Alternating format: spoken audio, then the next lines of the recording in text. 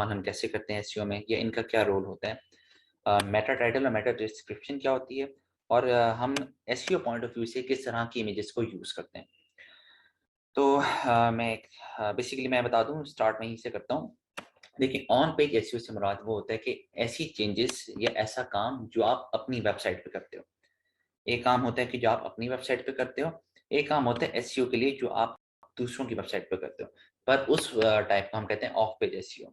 On page SEO होता है जो आप अपनी वेबसाइट पे करते हैं। फॉर एग्जांपल, ये एक मेरी एक वेबसाइट है।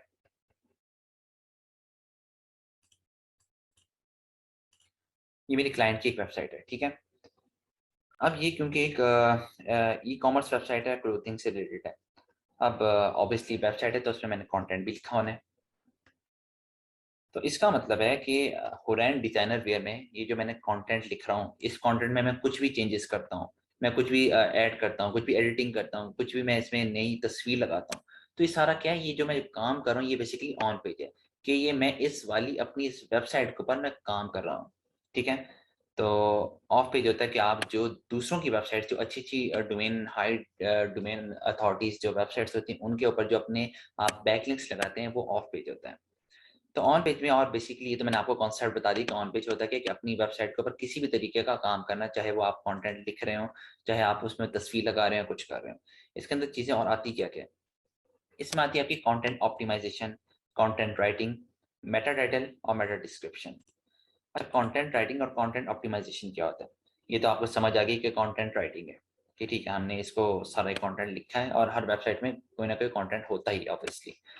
कंटेंट ऑप्टिमाइजेशन बेसिकली ये होता है कि जो मैंने सारा कंटेंट लिखा है, ये होरैन डिजाइनर वेयर के बारे में जो मैंने लिखा है, तो सारा जो कंटेंट है वो रेलिवेंट हो, वो इररेलेवेंट कंटेंट ना हो, ठीक है। अगर इस पूरा मैंने कंटेंट लिखा हुआ है तो ये पूरा कंटेंट इस बारे में होगा कि जो होरैन डिजाइनर वेयर है ये आखिर है क्या, आप यहाँ से क्या क्या चीजें खरीद सकते हैं, ये किस तरह की सर्विसेज प्रोवाइड करता है, ये किन लोगों को सर्विसेज प्रोवाइड कर रहे हैं, ये कब से काम कर रहे हैं। तो ये सारा क्या एक रेलिवेंट कंटेंट है, ये मैंने यहाँ पे कंटेंट ऑप्टिमाइज किया हुआ है। ऑप्टिमाइज से मुराद ये है कि जिस चीज के बारे में मेरी ये वेबसाइट है, जिस चीज के बारे में ये पेज और ये वेबसाइट है, उसी चीज के अकॉर्डिंग, उसी चीज के रेलिवेंट हमने यहाँ पे कंटेंट लिखा हुआ है। अब इनमें कीवर्ड्स का इस्तेमाल क्या होता है, कीवर्ड्स का हमने लेक्चर नंबर 2 में बहुत डिटेल में समझा था कि कीवर्ड्स बेसिकली वो चीज होते हैं, जिस ऐसे वर्ड जिन पे आप चाहते हो कि आपकी जो वेबसाइट है वो रैंक करे। मतलब आपने गूगल और यूजर को ये बताया होता है कि मेरी वेबसाइट किस कैटेगरी के अकॉर्डिंग है, तो गूगल कौन सा ऐसा क्या वर्ड लिखेगा कि मेरी जो वेबसाइट है उसके सामने है। तो ऑब्वियसली अगर ये मेरी क्लोथिंग से रिलेटेड वो एक वेबसाइट है, तो इसमें जितने भी मैं कीवर्ड्स रखूंगा वो मैं इसी तरह रखूंगा ना, कि जैसे पाकिस्तानी डिजाइनर्स हो गए, आउटफिट्स हो गए, फैब्रिक्स हो गए, मतलब जो सारे कीवर्ड्स वो होंगे जो इसी इसी नीश के हैं, जो इसी लाइन के हैं। यहाँ पे मैं किसी को कोई मोबाइल या इलेक्ट्रॉनिक डिवाइसेस इस तरह की मैं चीज़ों को कीवर्ड नहीं बनाऊंगा। क्यों? क्योंकि ना मैं चाहता हूँ कि गूगल मेरी वेबसाइट को देखे और मेरे कीवर्ड्स को देख के कंफ्यूज हो जाए कि यार ये इसको मैंने रखना किस कैटेगरी में, क्योंकि जो देखने में तो ये सारी वेबसाइट मुझे प्रॉपरली वो कपड़ों की लग रही है, लेकिन कीवर्ड सारे इलेक्ट्रॉनिक डिवाइसेस और गैजेट्स के हवाले से हैं, तो ये वेबसाइट आखिर है किसकी? क्या इलेक्ट्रॉनिक्स की कोई वेबसाइट है, या ये ई कॉमर्स में कैटेगरी में क्लोथिंग की वेबसाइट है? तो ऑब्वियसली मैंने अपने कीवर्ड्स कौन से बनाने, जो मेरी इस कैटेगरी से रिलेटेड हो। तो ये सारे मैंने वो कीवर्ड्स बनाए हुए हैं, मतलब मैंने अपने कंटेंट को प्रॉपर्ली ऑप्टिमाइज किया हुआ है। ये देखें, अब ये कीवर्ड्स बनाने कैसे, उनको चुनना कैसे, उनका इस्तेमाल कैसे करना है, ये सारा हमने लेक्चर नंबर 2 में समझा। कि यहाँ पे पहले मैं देखूंगा कि कंटेंट, जब मेरे पास मुझे कंटेंट राइटर ने कंटेंट दिया तो ये इसके वर्ड्स कितने थे, ठीक है। फॉर एग्जाम्पल फर्स्ट कर लेते हैं, अगर ये 1100 वर्ड्स का था तो मैंने इस 1100 मल्टीप्लाई बाय 1.2%, वहां से मैं एक डेंसिटी निकाल लेता हूँ। जब मैं 11 इंटू 1.2% करूंगा तो मेरे पास 10 पॉइंट समथिंग करके कुछ रिजल्ट आएगा, ठीक है। तो इसका मतलब है मैं 10 से 11 कीवर्ड्स लगा सकता हूँ, ठीक है। क्योंकि जब आप एक अच्छा लंबा चौड़ा कंटेंट लिख रहे होते हैं तो आपके पास एक गुंजाइश होती है कि आप थोड़े से ज़्यादा कर सकते हैं कीवर्ड, लेकिन उसकी भी एक लिमिट होती है। फॉर एग्जांपल अगर मैं 10-11 लिख सकता हूँ तो चलो, हो सकता है कि मैं 14-15 पे भी काम चल जाए, लेकिन इसका मतलब ये नहीं कि मैं 20-22 लगा दूँ तो वो काम खराब हो जाएगा। उसे हम कहते हैं कीवर्ड स्टफिंग। जब कीवर्ड स्टफिंग होगी तो जो आपका कंटेंट है वो स्पैम में आना शुरू हो जाएगा कि ये कुछ ना कुछ 2 नंबरी या इलीगल तरीके से काम कर रहा है। तो हमने जो कीवर्ड्स का इस्तेमाल करना है वो अपने जो हमने कंटेंट लिखा है उन वर्ड्स की तादाद के हिसाब से करना है, और फिर इसमें हम कुछ ना कुछ इंटरनल लिंकिंग लगाते हैं, क्योंकि जब आपकी एक वेबसाइट होती है तो ऑब्वियसली उसके कई पेजेस होते हैं। और जब आपकी एक ई कॉमर्स वेबसाइट है तो उसके तो पता नहीं कितने पेजेस होंगे। मतलब ये देखे ना, ये कितनी तस्वीरें आपको नजर आ रही हैं, इनमें से मैं जिस तस्वीर पे क्लिक करूंगा एक नया पेज खुलेगा। तो अगर इसी रॉ को देख लूं तो यहाँ पे मेरे पास 1 2 3 5 पेजेस तो इन्हीं के बन जाएंगे। फिर ऊपर अलग सारे ब्रांड्स की देखें, कितने सारे ब्रांड्स हैं, इन सब के अलग अलग पेजेस। फिर इनके अंदर जो तस्वीरें हैं, एक के अंदर कोई 20 25 25 उनकी अलग पेजेस। ठीक है। तो मतलब ये कितने सारे आपके पेजेस बन जाएंगे। तो ये जो पेजेस की मैंने बात की, मैंने इसलिए की कि हम बाज दफा अब इसको हम कहते हैं, जो मैंने ये काम किया ना, जो आपको लाइन नजर आ रही है देखें, ये क्लिकेबल बन गया। इसका मतलब जब मैं यहाँ पे किसी पे जो जो क्लिकेबल लिंक्स बने हुए हैं, इनमें जब मैं किसी पे भी क्लिक करूंगा तो इंटरनल लिंकिंग है। ये मेरी अगर यहाँ पाकिस्तानी वेडिंग ड्रेस लिखा है, जब मैं इसको क्लिक करूंगा ना तो ये मुझे यहाँ पे ब्राइडल ड्रेस के अंदर ले जाएगा। ये है ब्राइडल्स, ये मैं आपको दिखा भी देता हूँ।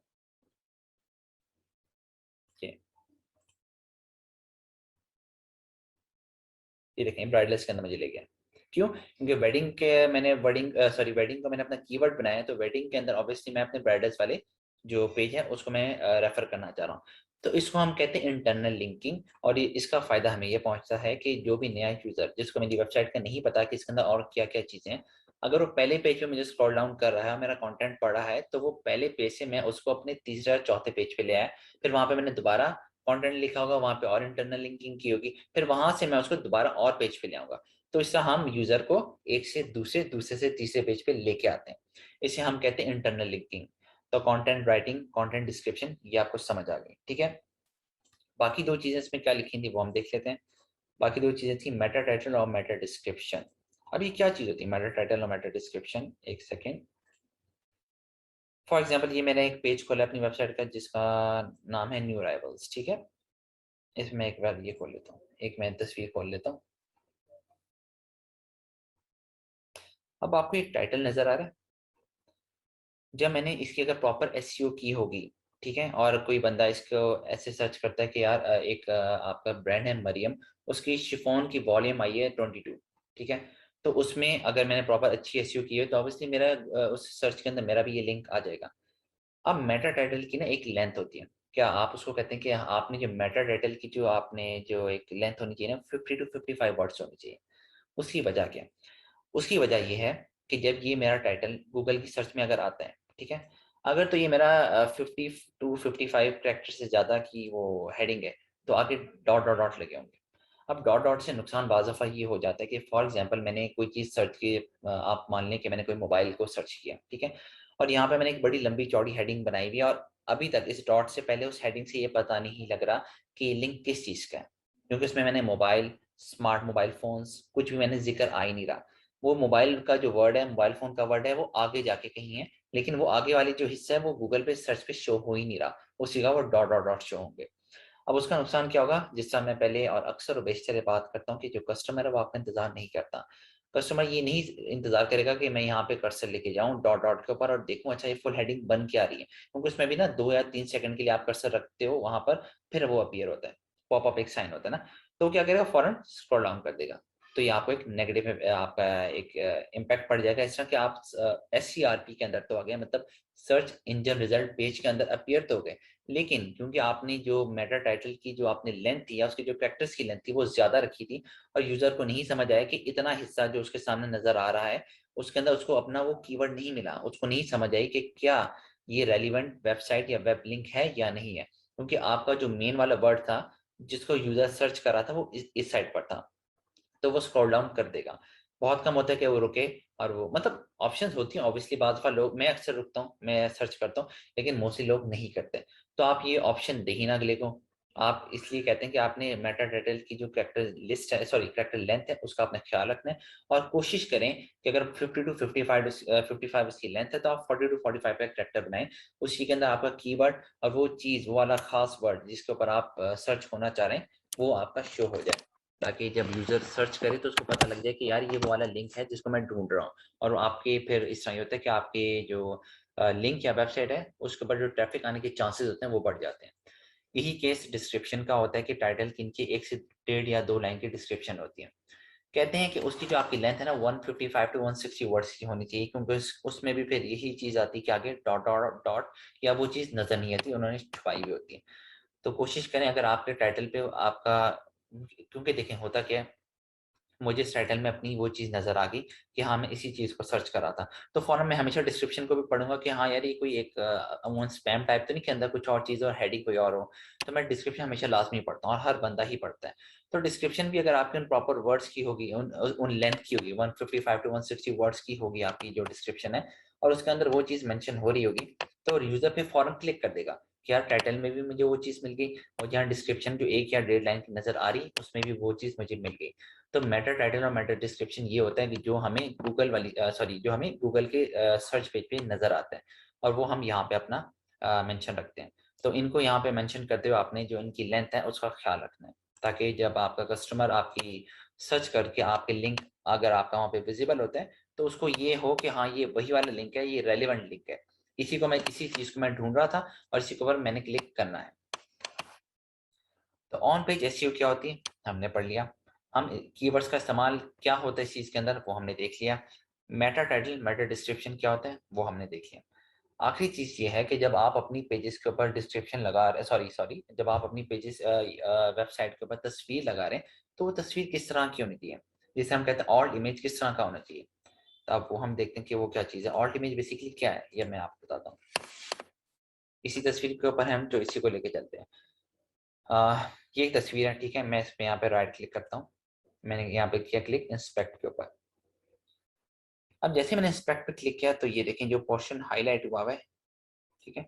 अब ये मुझे क्या बता रहा है, सोर्स बता रहा है कि आपकी ये तस्वीर वेबसाइट में कहाँ पर पड़ी है, ठीक हो गया। और आगे ऑल्ट में क्या बता रहा है कि मरियम्स शिफॉन वॉल्यूम, एक सेकेंड, हाँ chiffon volume, sorry chiffon volume 22 ocean mint, ठीक है। मतलब ये कि जिस बंदे ने इस वेबसाइट की कोडिंग की है, जब उसने वो तस्वीर लगाई और इस तस्वीर की जब उसने कोडिंग की, तो उसने प्रॉपर नेम मेंशन किया कि ऑल्ट के अंदर कि ये सिंपल एक सूट नहीं लिखा, उसने ड्रेस नहीं लिखा, उसने वुमेन ड्रेस नहीं लिखा, उसने क्या लिखा, Maryam's chiffon volume 22 ocean mint. अब ये इसने क्यों किया? ये जो बेसिकली ऑल टेक्स्ट होता है ना, ये दो एंटिटीज के लिए होता है। ये आपके गूगल के बॉट्स के लिए भी होता है, हम यूजर्स के लिए भी होता है। अब ये दोनों के लिए क्यों होता है ये मैं आपको समझाता हूँ। बाज़ दफ़ा क्या होता है, मैंने गालिबन लेक्चर नंबर 1 में आपको बात बताई थी कि जो गूगल के क्रॉस है वो काम किस तरह करते हैं। जब वो आपकी वेबसाइट के ऊपर आते हैं, उसके स्पाइडर्स जब यहाँ पर आएंगे, ठीक है, तो वो क्या करते हैं, आपका जो कंटेंट है उसको उठाते हैं और अपने मेन सर्वर में फेंकते हैं। मेन सर्वर के बाद जब वो इंडेक्सिंग होती है, तो इंडेक्सिंग में वो कैटेगराइजेशन होती है कि यार ये वेबसाइट किस चीज़ के बारे में, क्या ये स्पोर्ट्स के बारे में, क्या ये कपड़ों के बारे में, क्या ये म्यूजिक के बारे में, वो उसको कैटेगराइज करता है और कैटेगराइज करके उसको अलग अलग कैटेगरीज में फेंकता है। तो अगर जब वो आपका जो गूगल का जो सर्च कंसोल है, जो सॉरी इसके जो स्पाइडर्स हैं, जब वो आके क्रॉल करते हैं, तो हम उनको ये बताते हैं कि ये जो आप हमने जो ये तस्वीर लगाई हुई है, ये आपने इमेजेस के अंदर किस कैटेगरी में फेंकनी है। अब यहाँ पे मैं उसको बता रहा हूँ कि मरियम एक ब्रांड है, शिफॉन वॉल्यूम उसकी कलेक्शन का नाम है, और इस ड्रेस के जो कलर का नाम है वो है ओशन मिंट। तो इसका मतलब है कि जब कोई यूजर ये इस चीज को सर्च करेगा कि इस मरियम और शिफॉन से रिलेटेड कोई चीज सर्च करेगा, तो जो इमेजेस का एक सेक्शन आता है गूगल के अंदर, कि आप जब भी कुछ सर्च करते हैं ऊपर 4-5 सेक्शन आ रहे होते हैं ना, ऑल, न्यू, इमेजेस, वीडियो। तो जब आप इमेजेस में जाएंगे, तो अगर मैंने प्रॉपर ऑल टेक्स्ट लिखा होगा, तभी जो गूगल के जो बॉट्स हैं वो सही तरह उसको कैटेगराइज कर सकेंगे कि हाँ यार, इस इमेज को हमने इमेजेस की किस कैटेगरी में फेंकना है। मैं आपको एक एग्जाम्पल भी दिखा देता हूँ। ये मैंने ऑलरेडी निकाल के रखी है। जब आपने यहाँ पे गूगल पे लिखते हैं लाहौर, ठीक है, तो ये सारी इमेजेस क्यों आ रही हैं लाहौर की सारी, ये देखिए मीनार पाकिस्तान, बादशाही मस्जिद, और ये सारे उसके जो मशहूर जगह हैं वो सारी क्यों आ रही हैं? क्योंकि ये मैंने ऑलरेडी निकाल के रखी है। जब आपने यहाँ पे गूगल पे लिखते हैं लाहौर, ठीक है, तो ये सारी इमेजेस क्यों आ रही हैं लाहौर की सारी, ये देखिए मीनार पाकिस्तान, बादशाही मस्जिद, और ये सारे उसके जो मशहूर जगह हैं वो सारी क्यों आ रही हैं? क्योंकि इन सारों के पीछे उन्होंने ऑल टेक्स्ट में बताया होगा कि ये जो, अगर ये तस्वीर है फॉर एग्जांपल, तो उसमें बताया होगा कि ऑल टेक्स्ट के अंदर कि बादशाही मस्जिद लाहौर पाकिस्तान। इस तरह गूगल को पता लगा कि जब भी कोई बंदा लाहौर को सर्च करेगा, तो मैंने तस्वीर उस वाले सर्च के अंदर डालनी है, मैंने मोबाइल फोन या कपड़ों की उसमें कैटेगरी में नहीं फेंकना, क्योंकि ये हमने उसको बताया हुआ है। तो इसी तरह ये जो हम बताना होता है, हम ऑल टेक्स्ट के थ्रू बताते हैं कि आपने किस चीज को कहाँ पे फेंकना है। ये तो हो गया एक हमारा पॉइंट उसके लिहाज से, वर्जन की गूगल के बॉट्स के लिहाज से। मैंने बात की थी सेकंड एंटिटी होती है आपकी ह्यूमन यूजर के लिहाज से। कि अगर आप मैं फॉर एग्जांपल इस वेबसाइट को खोलता हूँ, बाज़ दफ़ा ऐसा होता है कि जो वेबसाइट है वो स्लो हुई हुई होती है, नेट प्रॉब्लम की वजह से या किसी भी और रीज़न की वजह से। तो अक्सर बेशतर ये होता है कि जैसे यहाँ पे इमेजेस शो हो रही है, आपको यहाँ पे इमेज शो नहीं होती। जब वो इमेज शो नहीं होगी तो यहाँ पे उसका जो ऑल्ट टेक्स्ट है वो यहाँ पे शो हो रहा होगा। मतलब यहाँ पे उसकी जगह जिस तरह मैंने ऑल्ट टेक्स्ट में यहाँ पे लिखा होगा Maryam chiffon volume 22 jasmine font, तो यहाँ पे वो एक होता है ना क्वेश्चन मार्क सा बना होता है, खाली डिब्बा होता है, तो उसके अंदर या उसके नीचे ये चीज़ लिखी आ रही होगी इस तरह ना। तो इसमें यूज़र को पता लग जाएगा कि ठीक है यार, यहाँ पे इमेज तो मुझे नज़र नहीं आ रही, लेकिन जो इमेज होगी किसी कपड़े की होगी, कोई मरियम ब्रांड है, उसकी कोई शिफॉन की कलेक्शन निकली है, उसकी कोई तस्वीर होगी। तो ये बेसिकली चीज़ उसके लिए होती है। अब आपने जो मोस्टली लोग गलती करते हैं वो क्या करते हैं? वो गलती ये करते हैं कि जब वो ऑल्ट इमेज लिख रहे होते हैं, तो वो उसको ना प्रॉपर आप कह लें ऑप्टिमाइज़ नहीं करते, उसको क्लियर नहीं लिखते हैं। इसकी एग्ज़ाम्पल मैं आपको दिखाता हूँ एक, कि फॉर एग्ज़ाम्पल एक वेबसाइट है जो चॉकलेट्स के बारे में, ठीक है? तो अब यूज़र ने क्या लिखा, उसने चलो सोर्स तो बता दी कि जेपीजी चॉकलेट बन है। उसने ऑल्ट में क्या लिख दिया, चॉकलेट सिंपल। ठीक है, ये गलत नहीं है, लेकिन मतलब इसमें कोई प्रॉपर कैटेगराइज़ नहीं किया गया ना, कि मतलब अगर मैं सिंपल चॉकलेट लिखूँ या मैं गैलेक्सी चॉकलेट लिखूँ या मैं स्निकर्स लिखूँ, ये कहाँ आएगी? ये मतलब जो गूगल है, वो उसको कहाँ फेंकेगा? तो उसकी बजाय जो बेहतर अल्टरनेटिव टेक्स्ट होता है, वो ये होता है कि अगर मैं इसकी जगह यही रिपीट, प्लीज़ इसको यहाँ से रिपीट कर लीजिएगा, इसको आप यहाँ से कट कर दीजिएगा। इसकी बजाय जो बेहतर अल्टरनेटिव टेक्स्ट होता है, वो ये होता है कि अगर मैं यहाँ पे ये लिख देता कि ऑल्ट के अंदर कि डार्क चॉकलेट कॉफ़ी फ्लेवर्ड बार। अब इसको जो गूगल को ये पता लग गया कि जब भी कोई बंदा डार्क चॉकलेट को सर्च करेगा, तब मैंने इमेजेस के अंदर इस वाली तस्वीर को, मतलब जिस तस्वीर के पीछे हम ये कर रहे होंगे, इस तस्वीर को मैंने वहाँ फेंकना है। तो मोस्टली लोग ये गलती करते हैं कि वो बहुत सिंपल ऑल्ट टेक्स्ट लिख देते हैं। उससे क्या होता है कि गूगल भी कन्फ्यूज़ होता है और यूज़र, जैसा मैंने बताया बाद दफ़ा अगर नेट नहीं चला तो गूगल को भी खाली जब चॉकलेट लिखा होगा, इमेज नहीं बनी होगी, तो उसको नहीं पता होगा कि ये सिंपल चॉकलेट है, कौन-सी चॉकलेट हो सकती है। तो आप कोशिश करें, आप जितना clear and to the point बात को लिख सकते हैं, उसको लिखें, आप उसको जनरली मत मेंशन करें। तो ये कुछ मिस्टेक्स थी जो अक्सर लोग कर देते हैं। तो ये था हमारा आज का लेक्चर, सर्च इंजन ऑप्टिमाइज़ेशन के अंदर लेक्चर नंबर 3, कि आपका ऑन पेज एसईओ क्या होता है, आप उसके अंदर कीवर्ड्स का इस्तेमाल किस तरह करते हैं, उसका मैंने आपको रेफरेंस पीछे लेक्चर से देके समझाया। मेटा टाइटल, मेटा डिस्क्रिप्शन क्या होती है वो हमने सीखा, और लास्ट में हमने ये देखा कि जो इमेजेस, जो हम ऑल्ट इमेजेस यूज़ करते हैं, ऑल्ट इमेजेस होता क्या है और इसका पर्पस क्या होता है और इसका हमने इस्तेमाल किस तरह से करना है। तो ये था आज का लेक्चर, उम्मीद है आपको समझ आई होगी। तो बाकी इंशाल्लाह मिलता हूँ आपसे मैं नेक्स्ट लेक्चर में। Till that time take care, thank you and खुदा हाफिज़।